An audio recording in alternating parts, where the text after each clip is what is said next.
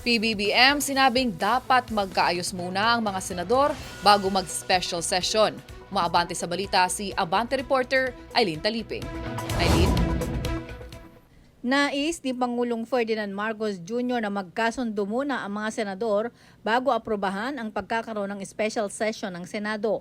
Ito ang inihayag ni Palace Press Officer Atty. Claire Castro sa gitna ng patuloy na iringan ng mayorya at minorya ng mga senador.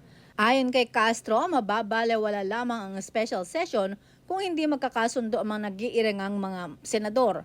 Sinabi ni Castro na sa ngayon ay isinasapinal na ang posibleng special session pero dapat na ayusin muna ng mga senador ang kanilang sigalot at kanilang mga issue.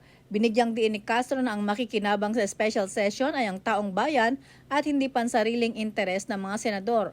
Hanggang sa ngayon ay nananatili ang gusot sa Senado dahil sa paggigiit ni Senator Alan Peter Cayetano na siya pa rin ang lehitimong Senate President. Ako si Eileen Taliping, Abante.